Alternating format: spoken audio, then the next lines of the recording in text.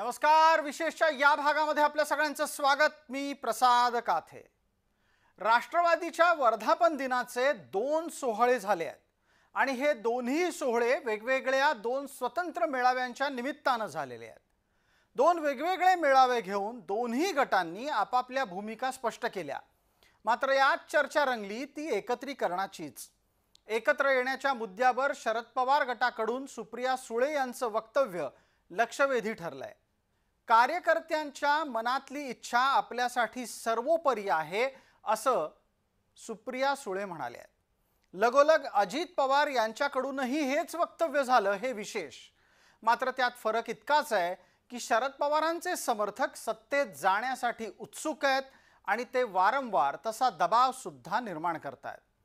जानकर यांचं वक्तव्य त्यासाठी वानगी दाखल समोर ठेवलं जाऊ शकतं. वाट पाहतीये. वर्धापन दिनाच्या दिवशी सांकेतिक स्वरूपात जे वक्तव्य सुप्रिया सुळेंकडून झालं ते आधी पाहूया.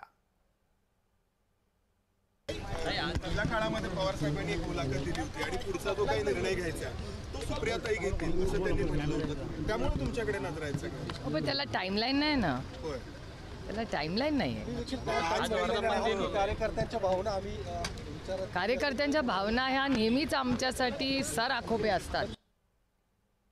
एकत्र येण्यासाठी कालमर्यादा नाही म्हणणाऱ्या सुप्रिया सुळे यांनी अजित पवारांच्या सोबत संबंध कसे आहेत या प्रश्नावर काय उत्तर दिलं पाहूयात. 20 वर्ष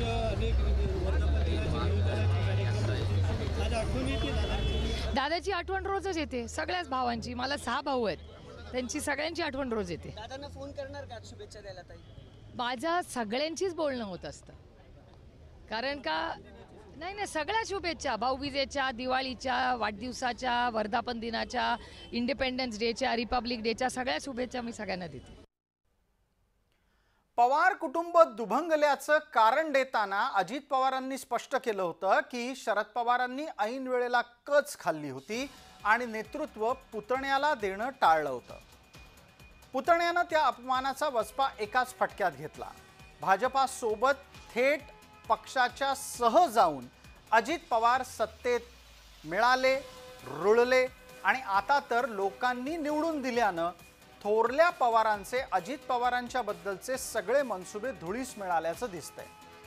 एकीकडे पुतण्याकडून पराभव, दुसरीकडे काँग्रेसकडून अवहेलना आणि तिसरीकडे आदित्य ठाकरेंच्या नेतृत्वामध्ये विधिमंडळात कामकाज करायची आलेली आपल्याच कार्यकर्त्यांवर वेळ, अशा तिहेरी कात्रीत स्वतः शरद पवार सध्या अडकलेले आहेत. लोकसभेच्या प्रमाणे शरद पवार विधानसभेत सुद्धा जादू करतील ही अपेक्षा फोल ठरल्यानं सोबत आलेल्यांमध्ये प्रचंड चलबिचल सुरू होतीच, ती खुलेआम व्यक्त सुद्धा होतीये.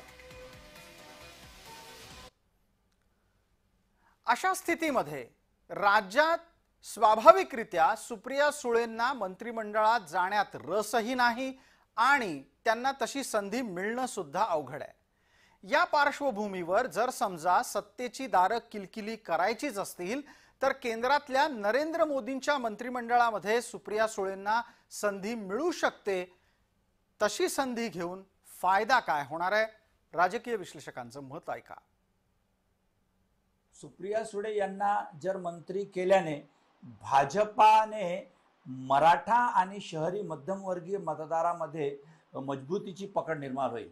याचबरोबर केंद्रात विकास आणि स्थिरता याचा चेहरा म्हणून विरोधी गटातील सॉफ्ट नेता जोडल्याने भाजपाचा समावेशकपणा दाखवण्याचा प्रयत्न हा यशस्वी होऊ शकतो. वर्धापन दिनाच्या बरोबर महिनाभरापूर्वी एका इंग्रजी दैनिकाला शरद पवारांनी मुलाखतीमध्ये एकत्रीकरणाच्या संदर्भातली भूमिका घेतली.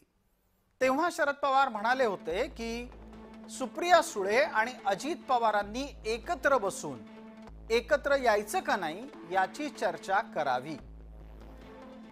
एकत्र यायचं का नाही हे या दोघांनाच ठरवायचंय असं सुद्धा त्यांनी अधोरेखित केलं होतं. आणि नंतर ते असंही बोलून गेले की दोन्ही बाजूचे लोकप्रतिनिधी एकाच विचाराचे आहेत. अशामुळे उद्या 2 राष्ट्रवादीचे गट एकत्र आले तर आश्चर्य वाटायला नको. म्हणजे थोडक्यात एकत्रीकरणाचा सगळा विषय हा अधिक बळकट शरद पवारांच्या वक्तव्यामुळे झालेला आहे. तसं पाहिलं तर ही सगळी चर्चा केवळ पवार कुटुंब आणि सुप्रिया सुळे यांना केंद्रस्थानी ठेवत केली तर ते योग्य ठरणार नाही. कारण या राजकीय खेळामध्ये एका अत्यंत महत्त्वाच्या स्थानी स्वतः शरद पवार आहेत. राजकारणाच्या आणि वयाच्या या टप्प्यावर शरद पवारांच्या समोर आता काही मोजके पर्याय उरलेले आहेत. ते कोणते आहेत ते पाहूयात. शरद पवारांच्या समोरचा आत्ताचा पर्याय म्हणजे परत स्वतः निवडणूक न लढण्याच्या भूमिकेवर त्यांना ठाम राहावं लागणार आहे. सुप्रिया सुळे यांची राजकीय कारकीर्द त्यांना भविष्यासाठी निश्चित करावी लागणार आहे. कारण 4 वेळा खासदार होऊन सुद्धा केंद्रात त्यांना फारसं स्थान मिळालेलं दिसत नाही. सुप्रिया सुळे यांना भविष्यात राज्यसभेवर पाठवण्याचा शब्द त्यांना सहकाऱ्यांकडून घ्यावा लागणार आहे. अटी मान्य झाल्या नाहीत तर भाजप सोबत जाऊन अजित पवारांना आव्हानही पवार प्रसंगी देऊ शकतात. केंद्रातल्या सत्तेसाठी तोच मार्ग आहे. अगदीच अशक्य झालं तर स्वतःचा गट त्यांना काँग्रेसमध्ये विलीन करावा लागेल.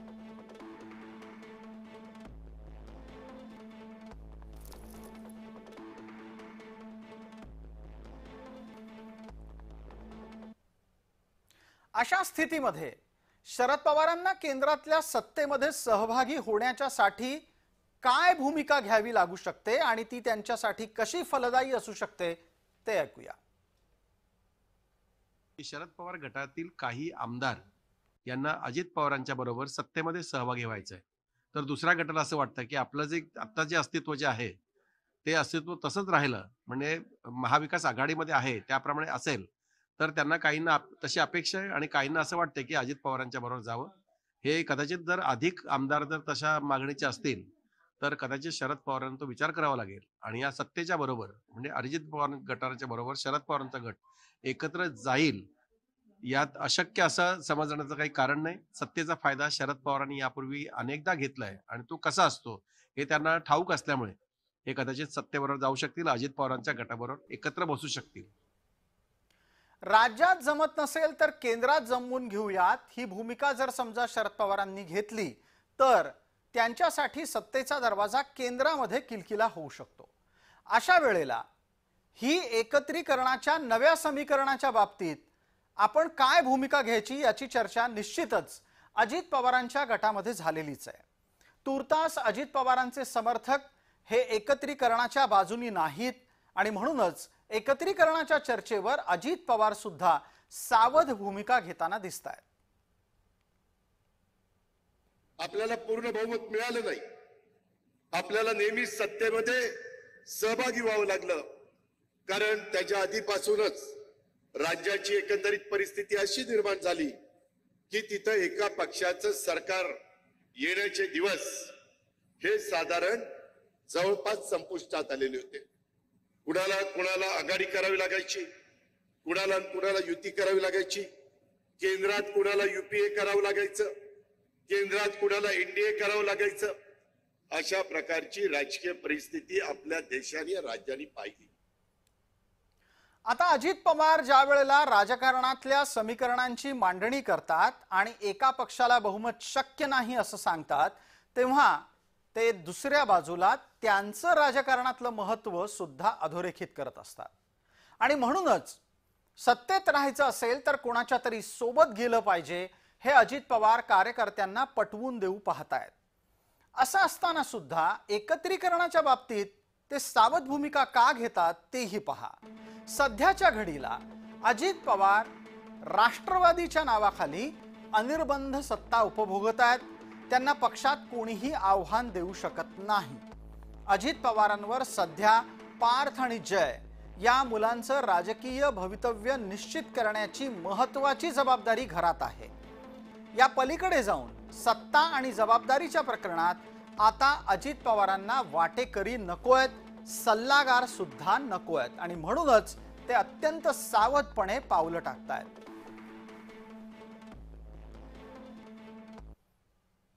त्यांनी स्वतःहून शरद पवारांच्या डाव्या बाजूची जिथे त्यांचं नाव लिहिलेलं होतं ती खुर्ची सोडली एक खुर्ची सोडून ते बसले, स्वतःच्या हाताने नेमप्लेट आपल्या समोर आणली आणि आपल्या समोर असलेली त्या रिकाम्या खुर्चीवर शरद पवारांच्या बाजूला ठेवलेली.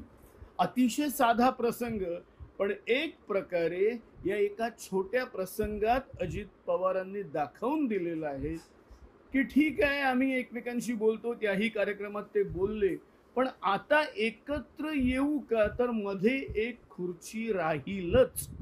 त्याच्यामुळे मीडियामध्ये कितीही चर्चा असू दे, माझ्या दृष्टीने काका पुतण्या कधी एक होऊ शकत नाही. अशा स्थितीमध्ये केंद्रात जर समजा मोदी मंत्रिमंडळामध्ये सुप्रिया सुळेंच्या मंत्रिपदाचा विषय आला, तर स्वाभाविकरित्या 4 वेळा खासदार राहिलेल्या सुप्रिया सुळेंच्यासाठी अत्यंत वरिष्ठ स्तरावरच मंत्रिपद विचारात घेतलं जाऊ शकतं. पण हे सगळं तेव्हाच शक्य आहे ज्या वेळेला सुप्रिया सुळे स्वतः ही तडजोड करायला तयार होतील. कारण ज्या विचारांचा वारसा त्या सांगतात, त्या पार्श्वभूमीवर मोदींच्या मंत्रिमंडळामध्ये जाणं आणि मंत्रिपद घेणं हे आत्ता तरी सुप्रिया सुळे स्वतःच्या मनाला समजावू शकत नाहीयेत, असं त्यांचे निकटवर्तीय सांगतात. पण तरीही सत्ता सर्वोपरी असते. राजकारणात सत्तेसाठीच सगळी समीकरणं बांधली जातात. म्हणूनच मोदी मंत्रिमंडळामध्ये सुप्रिया सुळेंना मंत्रिपद घेऊन फायदा होईल का, ऐका.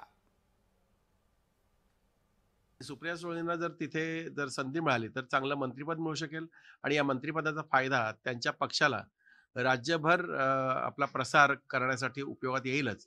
पण देशभरामध्ये राष्ट्रवादी काँग्रेस म्हणजे शरद पवारांचा काही ठिकाणी गट आहे, त्या ठिकाणी त्या पक्षाला चांगली संधी मिळेल. केंद्राचा जो काही निधी जो असतो, हा निधीही त्याचा वापरण्यावर त्यांना चांगली संधी मिळू शकते आणि याचा फायदा आपोआपच राष्ट्रवादी काँग्रेस, शरद पवार गट आणि अजित पवार गटाला एकत्रित मिळेल.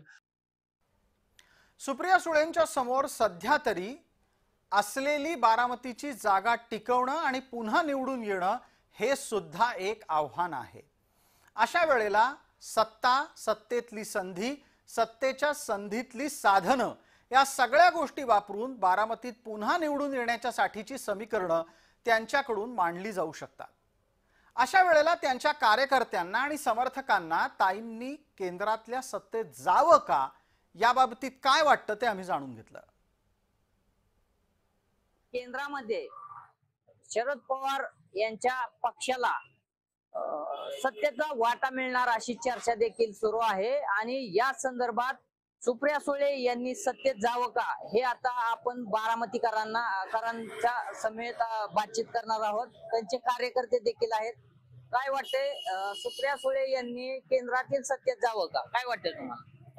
तो प्रश्न पक्षाचा प्रश्न आला तर पक्षातील आमचे अध्यक्ष पवार साहेब आणि जी मंत्रिमंडळ आपले पक्षाचे कार्यकर्ते वगैरे यांना विचारल्याशिवाय कुठलाही निर्णय घेऊ शकत नाहीत आणि घेत नाहीत.